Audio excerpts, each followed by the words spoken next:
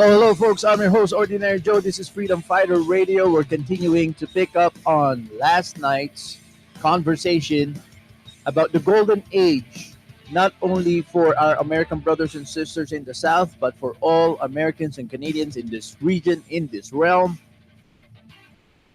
It's never been a better time to be a freedomizer, a human, a son of the Creator, a son of the King, our Lord Yeshua.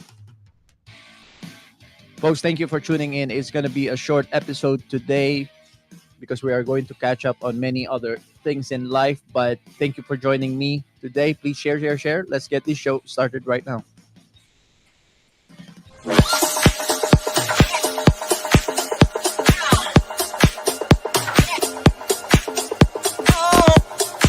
Freedom Fighter Radio, what is up? Whoa!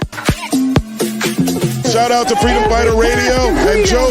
You're doing great work, brother, and I love it. All right, always. I am Derek Sloan, the leader of the Ontario Party. You are listening to the Freedom Fighter Radio Canada podcast, only here on the Ordinary Joe Show.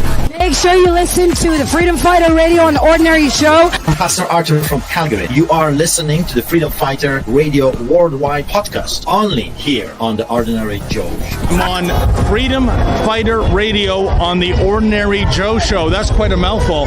Yes. Hey guys, this is Chris Sky. Listen to Freedom Fighter Radio. They're here today, back in the blue, and so am I.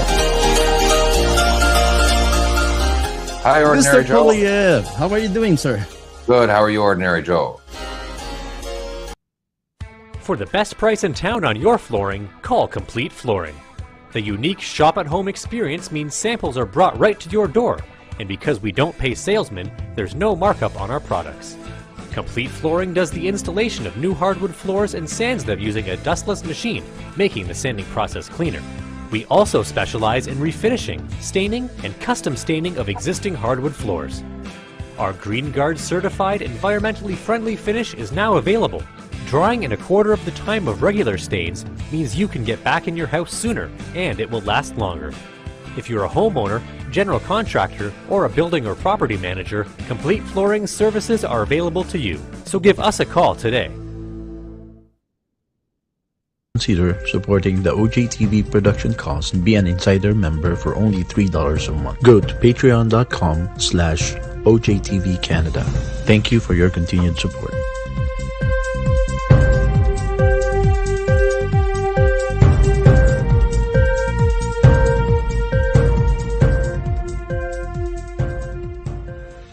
Canadians all across the country are sick and tired of the lies, the fear-mongering, and the hate speech they hear from the mainstream media. Download the free radio app, Freedom Fighter Radio. Click the link below, scan our QR code, join our mailing list, and get a free download of our Freedom Fighter Radio app only here on OJTV on The Ordinary Joe Show.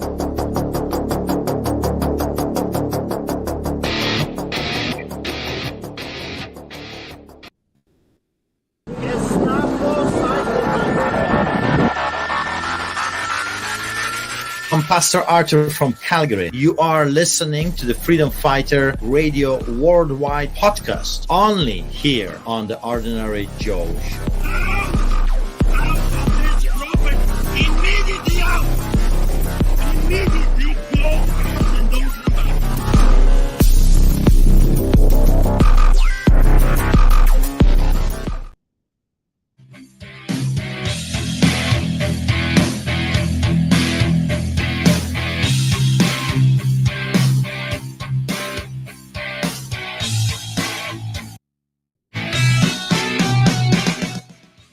It's Freedom Fighter Radio coming to you live from coast to coast to coast.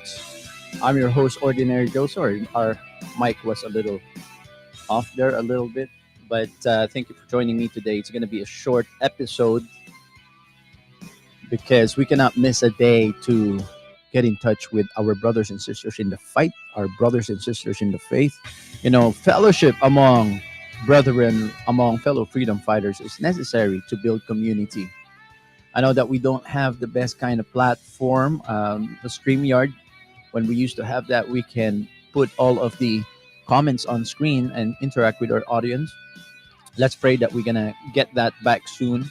But welcome to all of our Rumble, Odyssey, BitChute, and a small channel on YouTube as well that we are simulcasting today. Yesterday we were talking about the keep the oil proposition, and I think we should further, explore more that option, because a lot of people think that the way we can get rich in Canada is by selling our natural resources in exchange for American dollar or international currency. But in my opinion, that is very short-sighted, and we have been doing that for decades, if not century. We're 150 plus years old since our inception. 1869 is the British North American Act. A lot of people consider that to be the Canadian Constitution. That's when we were born. Do you guys believe that we were born in 1869 because of the British North American Act? It's an act in the British Parliament that is similar to when we have an act here or a new law in Canada. When it goes to first reading, then second reading, and then third reading, and then the royal assent. That's basically what happened to the British North American Act of 1869. Is that a constitution? Is that Canadian Constitution that made us into an independent nation state? I am very doubtful. Further down in history, 1982, the old Pierre Trudeau have drafted and had ratified into law. Again, they consider the second constitution, which is the Charters of Rights and Freedoms in Canada. But that is very weird because most constitutions of other nation states, it is the foundation of all laws that creates that nation. Everything about the creation of that state, the independence of that state, the dedication, what is that state all about? It's all in the constitution of a nation state. We don't have anything like that. Whether it's the British North American Act of 1867 or the 1982 Constitution Act. They call it the Constitution Act, but it's rightfully called uh, the Charter of Rights and Freedom, which is, again, not really a constitution. It's an act that went through, first reading, second reading, just any other law in Canada goes to first reading, second reading, third reading, and the royal assent. And then the only difference in 1982, the Queen herself came to Canada to ratify and sign it. So I've been doing a lot of research yesterday as well. Who owns Canada?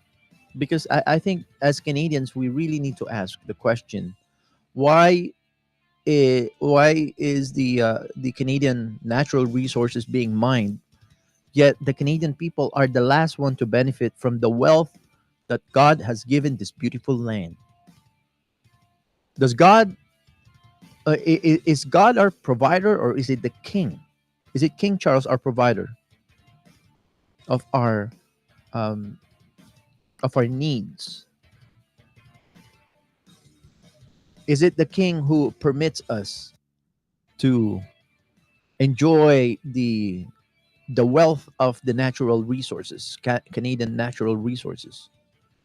Do we enjoy Canada simply because of the permission of the king, or was that our birthright because we are creations?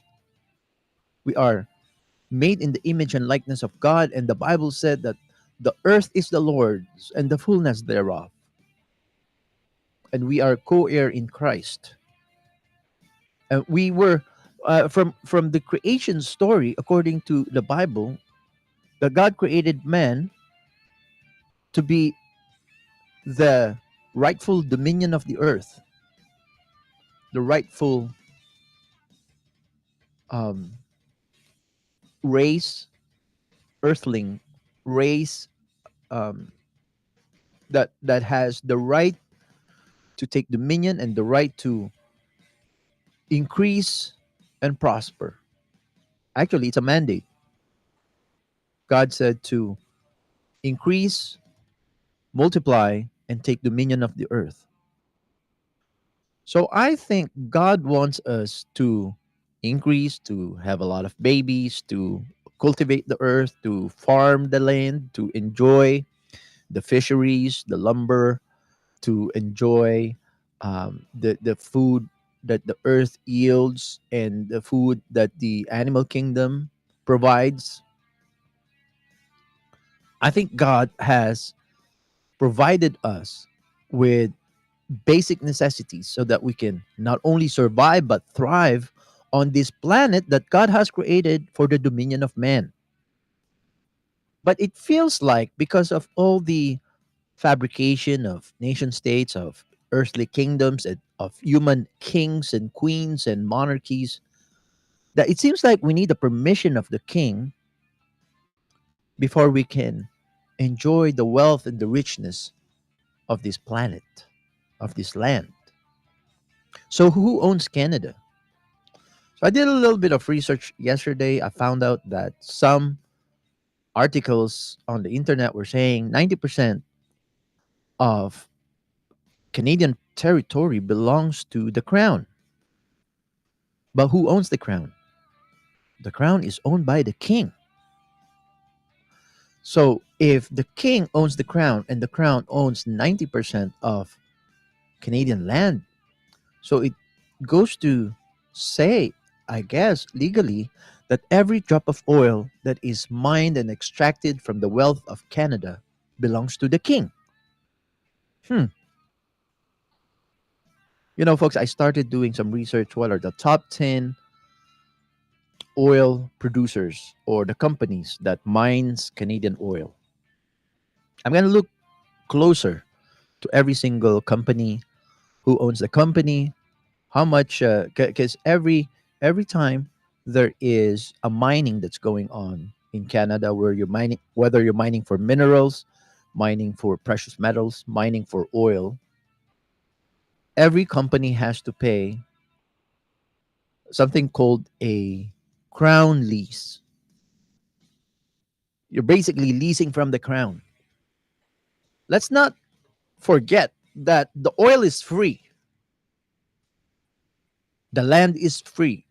Like every mineral, every precious metal, every anything that you mine off the earth, that is provided for by God. It's not something that you take away, from the king. If the king owns it, then we have to pay the king for it, right?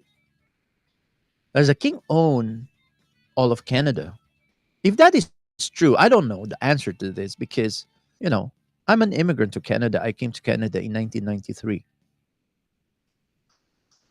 I adopted Canada as my home, my primary home. My birth country is my second home. Used to be the other way around. When I was new in Canada, Canada was my second home. My birth country was my first home. But now that my child was born in Canada, I live in Canada most of my life. 30 years of my life, I live in Canada. Only 20 years, I live my life in my birth country, the Philippines. So I'm more Canadian than Filipino in every aspect of my life. But I'm still an immigrant. I wasn't born here. But I think it is every immigrant and citizen's duty to understand the history and the foundations of the country that we stand on guard for thee, that we die for. We have in the Philippine national anthem. When I was growing up in the Philippines, a part of the words in the Philippine national anthem, how it ends is um, a pledge. It says, "I will die to defend." Well, basically, the national anthem sounds, it's a marching tune, but it sounds like the citizen is talking to his motherland, like a mother, like a person.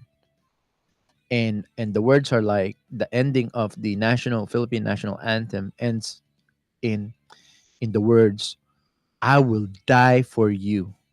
I will die for you, right? In our Canadian national anthem, we say, we stand on guard for thee, right? And there's acknowledgement of God in the Canadian national anthem. But in reality, in practice, in like as I were just watching Donald Trump's inauguration on Monday, from a Christian perspective, regardless of what nationality you're from, all the references to God Almighty as the ruler of America, all the reference to Jesus Christ, to the Holy Spirit, the biblical foundation, the Christian foundation of America is so uplifting to listen to witness, to watch. I don't know, folks. Tell me, when is the last time that the Conservative Party of Canada, when a prime minister is elected from the Conservative Party, or the Liberal Party of Canada, when a prime minister is then become elected from the Liberal Party of Canada, or 150 years of Canada, or Canada Day, or anything of a sort of Canada getting gold in the Olympics. I don't remember any reference to God, or, you know, it, it feels like it's not part of our culture, because our Canadian culture has a lot of devotion, admiration, love for the monarchy, for the Queen, for many years until recently the Queen passed away, and now people has to warm up to the King. And a lot of people are very dedicated. But kings, earthly kings, they don't like Christian faith. Just like the dictators of North Korea, communist China, Iran, these these countries that in many ways it can be considered as a theo, what do you call that again? Theosophy. I can't remember the word for it, but it's like it is a country based on a one and only valid religion. So a lot of Islamic state are like that. I'm just hearing my wife talking to the phone in the room. I think she's talking to my daughter. My daughter is about to come home in a few minutes, 10 to 15 minutes here. So, like I said, this is going to be a short episode because there's a lot of household errands that my family wants me to drive them to some grocery and whatnot. But if 90% of Canada belongs to the king, and our devotion, culturally, heritage wise, is very different from the American cultural affinity or intertwine with their Christian faith, it's very weak. Our our Canadian culture has very weak, except for the national anthem, where we have reference to God. But in practice, people really do not observe that supremacy of God on this land. If God is supreme on this land, why is our resources, why is our freedom dependent on the permission of the king? Why is it like that? Are we okay with this? So those who are fighting, and again, I'm not promoting. I'm just gonna be really clear. I'm not promoting Donald Trump's proposition of joining the United States. Come and join the United States. I really didn't see it as a threat that I'm gonna invade Canada and take it to be the 51st state of the USA. I didn't see it as a threat. I saw it as an invitation. Well, I guess it depends on who's listening. The interpretation is different from many ways. But For many impoverished Canadians, ordinary Jane and Joe Canadians impoverished by the policies of uh, globalist, left woke Justin Trudeau and his ilk. The Canadians that were impoverished by the Trudeau destruction of this country, it feels like it's a promising liberation when the American leader is saying, hey, what about paying less taxes? What about being protected by the American military? What about using American dollars as your currency? That's it feels like a big upgrade. It feels like a big upgrade. What about no tax on tips? What about no tax on senior benefits? Your CPP, your OAS, no tax on those. Like the blue collar waitresses and service industry workers. You get tips, you don't have to pay taxes on that. It feels like a promise. Just speaking from just being realistic, right? But the people who find that so offensive are the elites, the Canadian elites, those who do not need break on. They never get tips. They own corporations. They are the upper middle class, the elite class, the political class, the wealthy class, the oligarchy. They don't care about those no tax on tips, no, reduce your income tax a lot less. No, maybe I think they're proposing a flat tax rate for personal income tax in the United States. The United States is going to the direction of uh, external revenue agency as opposed to internal revenue agency. Because internal revenue agency is they're pushing their own citizen down to the ground, submission, milking the backs of their citizens. That's internal revenue agency concept. But external revenue agency is like other countries who wants to do business with us. Well, they have to pay for it, right? Why can't we Canadians also do the same? Why can't we get the revenues to fund our government and our country from external revenue services? But wait, hold on a second. So, are you saying, Joe, that the vast majority of our income is coming from the backs of every Canadian, the hard labor, the hard work of every Canadian? That is what's funding our government and our country? No, actually not. Actually not. That's not true. Because the truth is, we already have an external revenue kind of paradigm in Canada. Really, Joe? Can you explain? What do you mean? The Americans want to do an external revenue agency kind of paradigm shift. You're saying we are ahead of the Americans. We are already making a lot of money from external revenue. Yes. How does that work?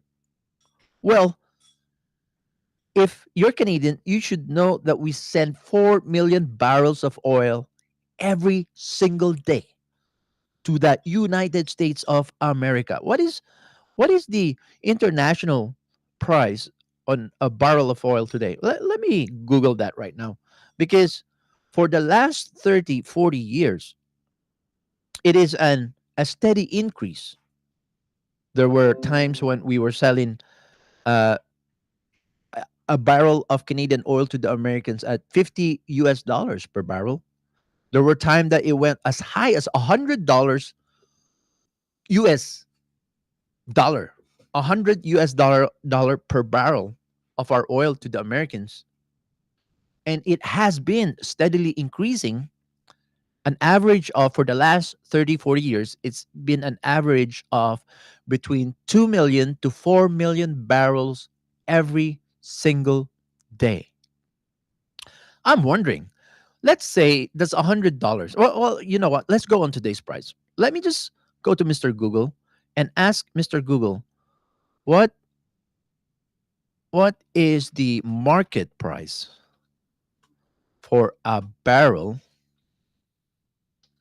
I'm typing it as I talk, folks, of crude oil today. Okay. January 23, 2025, the price of a barrel of crude oil was around 74.62 US dollars. 74.62 US dollar. Isn't that 100 Canadian dollars, folks? Well, you know what? I'll be a little bit more accurate and precise. I'm going to go to xe.com. Okay? This is a currency exchange. So I'm going to put here uh how much was it? 76 something. Control V. All right. Oh, it didn't paste. Control V. 74.62 American dollars. Okay? Let's convert that to Canadian dollars. Always under par. Canadian dollars for 30 years I've been Canadian, it's been under a dollar. So $74 62 cents American is $107 Canadian. Okay. Let me pull my calculator out. Okay. Mr. Calculator, where are you on my desktop? Okay. So this is actually 74.62. That is discount price because I believe that the barrel of oil is usually around 100 US dollars per barrel, but it's cheap.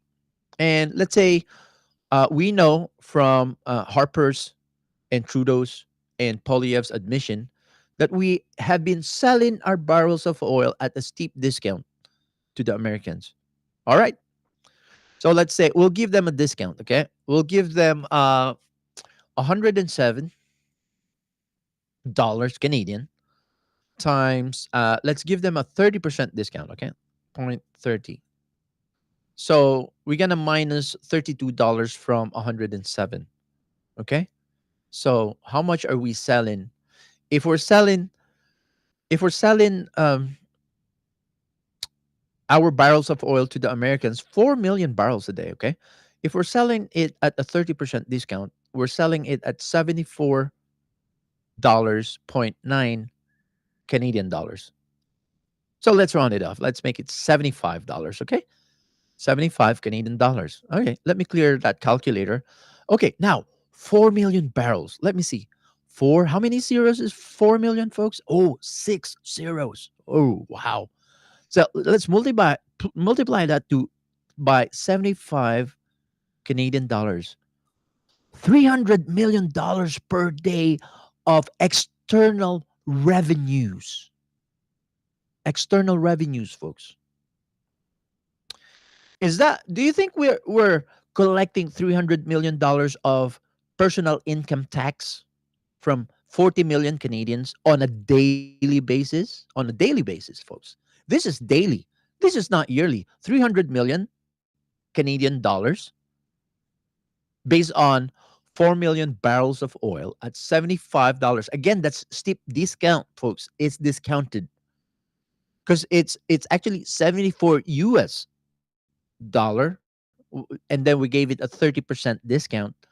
It gave us like around 75 Canadian dollar per barrel of oil. Multiply that to 4 million barrels every single day that we export to the Americans. I'm not blaming the Americans. These are all the oligarchies. These are all the elite class, the oligarchs, the political class. These are all the machinations of the corporate fascist. The all of these are happening between hidden hands, right? But who's keeping the vast majority of these 300 million Canadian dollars per every single day? Well, you know what? Let's see, how much are we making? This is gross revenue, okay? So we'll have to deduct. Oh, by the way, this gross revenue, okay? This is already okay. We have to deduct the mining, the extracting, which is mining, okay? The extracting, the storage, the refining, and the transport, okay? We'll do a little research tomorrow. I'll find out how much it costs. What is the refining, delivery, uh, the cost of the pipelines, operating the pipelines? It could be through pipelines. It could be through transporting the oil by railway or by ship. Actually, we should be developing more ship tankers so that we can sell to Asia. We haven't done that for 150 years since Canada was born. Nobody in the leadership, in Canadian leadership, has the gusto or the chutzpah or the motivation to build tanker ships so that we can sell to Asia. Decades upon decades upon decades upon decades of mediocre leadership, not tapping into the full potential of Canada. Well, you know why? Because Canadians are leaders, not the Canadian culture. I'm talking about the elite class of Canadians. Well, they're satisfied lining their pockets from $300 million a day. 300 million. Oh my goodness. Let's multiply that by 365 days a year. 109 billion 500 million. 109 billion 500 million Canadian dollars. 109 billion 500 million. Where's that money going to? I don't know how much of that is production cost, delivery cost, storage cost, refining cost. I, I wouldn't think it's $10 million. This is 109 billion, folks. This is 109 billion with a B of yearly revenues. We are 40 million Canadians. Okay? Let's divide that to 40 million Canadians. How many zeros are that? 40 million is 7 zeros. Wow. Wow. Every Canadian should have a surplus income of 2,737 from the oil alone. Just imagine if we keep the oil. Let's say 4 million barrels of oil, right? And 4 million barrels, there's 40 million Canadians. Let's say, hey, let me see, 40 million barrels, okay? 40 million, sorry, not 40, 4 million, 4 million. Let me clear that again. Okay, 4 million barrels, okay, times 365 days. So we produce 1,460,000,000 barrels of oil per year. Okay? 1,460,000,000 barrels of oil per year. Let's set aside 40 million barrels. Actually, let's deduct, let's multiply let's double that. Let's deduct 80 million barrels. 80 million. Okay? Stay with me. 80 million. How many zeros is 80 million? 7 zeros. Okay, so from 1.4 billion, okay, 1.4 billion or 1,460,000,000 barrels, I deduct 80 million barrels. You're gonna ask me what's the 80 million barrels for, Joe? All right, let's say that our government, our elite class, our political class finally think of Canada first, right? Let's say Canada first. Let's say with 1.4 billion barrels of oil that we produce every year and we export 90% of our production, let's set aside 80 billion. Sorry, 80 million barrels. Just let's set that aside. Let's say that's for the Canadians. 80 million barrels. So why 80 million? Well, there's 40 million of us, right? Let's say we set aside 2 barrels of oil per person. or per car. Uh, every family usually have at least two cars, right? There's not 40 million families because there's 40 million Canadians. That includes children, dads, moms, elderlies. That's everybody. 40 million, around 40 million is everybody. You could say divide that by 4, right? For 40 million. So let's say there's only 10 million cars or 10 million families, right? Let's say we set aside 2 barrels of oil per Canadian per year. If we set aside, if I'm never going to be prime minister, but maybe my daughter can if she's interested in politics, which I know she can't. She's not. I, I wasn't born in Canada. I think there's a rule that if you were not born in Canada, you can never be prime minister, right? But you can run for, local office as an MP, but not as prime minister. I think. I don't know. I don't know that part. But and I don't have any ambitions in any political positions in Canada. Um, but let's say I am prime minister and I did this, and I know that we produce 1,460,000,000 barrels of oil a year, but I because I am Canada first, I'm gonna say, you know what, all Canadians, you should be benefiting for being Canadian taxpayers. This is your benefit for being Canadian, right? I'll be setting aside 80 million barrels of oil, and we are going to give every family with two cars, average average if there's about 10 million families, let's say, estimate, because there's 40 million of us, and let's say every family average has 4 members, right? Father, mother, two kids. Okay. Sometimes they have the elderlies in the house. That, let's say, average Canadian family, a nuclear family of 4 members, parents and kids. So with that estimation, we have about 10 million families in Canada. And then every family, we're going to give them as their benefit for being Canadian taxpayer, we're going to set aside 4 barrels per family, 4 barrels of oil, compliments of the Canadian federal government. 4 barrels of oil. If we give every Canadian family 4 barrels of oil as their benefit, as their Canadian benefit, this is not UBI, folks. This is UBO. Again, a lot of people, especially on the woke left, they're leaning towards universal basic income. This is not UBI. This proposal is UBO. What is the difference, Joe? UBO is your birthright, universal basic ownership.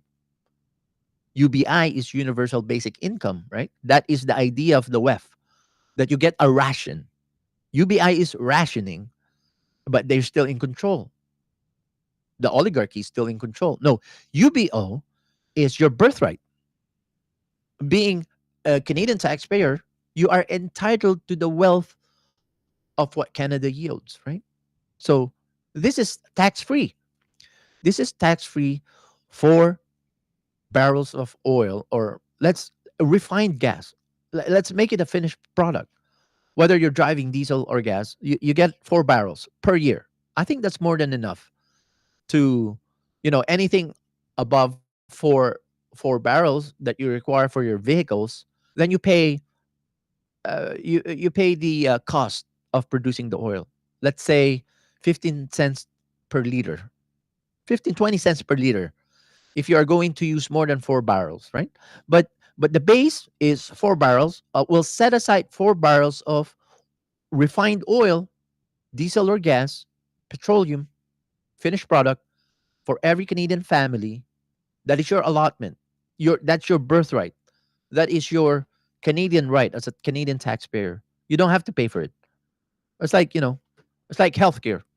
You don't have to pay to visit the doctor. Well, you're actually paying for it with your income tax, but because you're Canadian, you're a taxpayer, you are allotted per family 4 barrels of oil, four barrels of petroleum, finished product, right? If you need to use more than 4 barrels, then you pay the cost at 20 cents a liter. Okay. You know, if we do that, we are still going to be able to export 1,380,000,000 barrels of oil as an external revenue for Canada. It will not break the bank. It will not break our oil industry. And remember, this industry is growing every single year. But what do you suppose will happen if every Canadian has 4 barrels of petroleum at his disposal, a big savings on heating cost, cooking cost, transportation cost, and let's say every industry, a Canadian tax-paying industry or corporation will have an allotment of, um, let's say, 4 barrels per truck, right? 4 barrels per truck. But anything they use above that minimum allotment, then they have to pay the cost. What do you think that's going to do to our economy? Well, everything, the cost of living will go down in every aspect. If the transportation cost goes down, then all the products that you see in the grocery, all the products there will go down. All the building materials, lumber, steel, rubber, wires, every building material cost will go down. Every food item will go down. The production cost in manufacturing plants, everything will go down. Everything will be affordable. So the companies will be more profitable. The Canadian families, the ordinary Jane and Joe Canadian families, will be more prosperous. They'll be able to afford more. Maybe instead of just having 2 cars, they will have 3 cars. Maybe instead of just having one house, they might have a house and a vacation house. Maybe every Canadian will be able to afford, and we will be able to afford healthcare, 100% free healthcare. Not like the status quo of healthcare right now, where you have to line up for 6 months on a waiting period just to have an MRI. What's that about? If we are right now, the status quo right now, 300 million Canadian dollars daily revenues coming to Canada, where's that money going? We are not collecting $300 million of income tax every single day from Canadians. I don't think so. I don't think that's the kind of money, although we have some of the highest tax rates in the world. Yes, indeed, we do. But I don't think we are collecting that much revenues. But just imagine, folks, there's so much we can talk about this, but these are just estimates today. But tomorrow I'm going to do a little bit more deep dive, and I'm going to find out how much per barrel of oil cost, transportation, refining, storage, and all that. Because if Canada belongs to Canadians, the Canada landmass belong to Canadian taxpayers. If Canadian resources belongs to Canadian taxpayers, why are we not rich? Why are we poorer than the Americans? Why? It does not make any sort of sense. I love you all. Thank you for joining me today. Please share. We're going to continue this tomorrow. We just run out of time today because there's other life happens. And so, folks, let's continue this conversation tomorrow. I know our podcast this past 3-4 episodes had been, it seems to be more Canadian focused, but our American listeners, hang in there. This has direct effect as well to our American freedomizers. I love you all. Thank you for joining me and listening in. Please share. We'll see you again tomorrow. Have a good night. Bye-bye.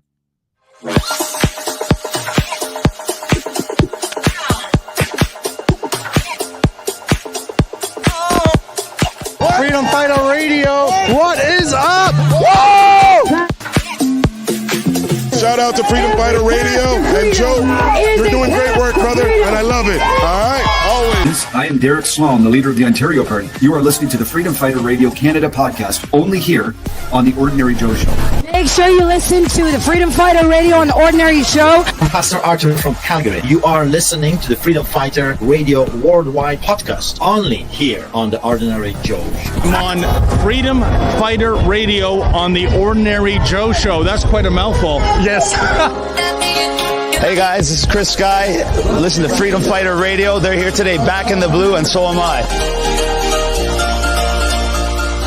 Hi, Ordinary Mr. Joe. Poliev, how are you doing, sir? Good. How are you, Ordinary Joe?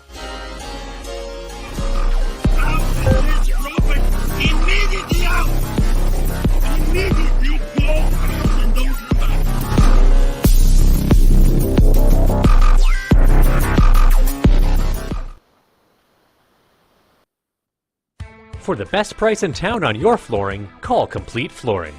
The unique shop-at-home experience means samples are brought right to your door, and because we don't pay salesmen, there's no markup on our products. Complete Flooring does the installation of new hardwood floors and sands them using a dustless machine, making the sanding process cleaner. We also specialize in refinishing, staining, and custom staining of existing hardwood floors.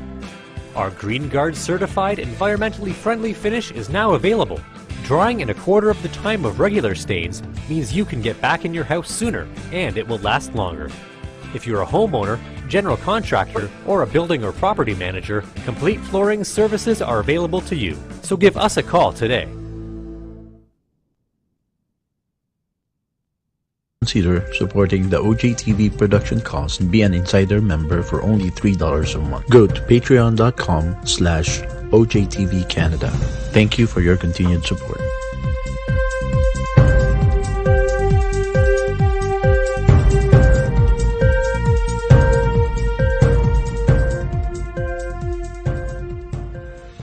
Canadians all across the country are sick and tired of the lies, the fear-mongering, and the hate speech they hear from the mainstream media. Download the free radio app, Freedom Fighter Radio. Click the link below, scan our QR code, join our mailing list, and get a free download of our Freedom Fighter Radio app only here on OJTV on The Ordinary Joe Show.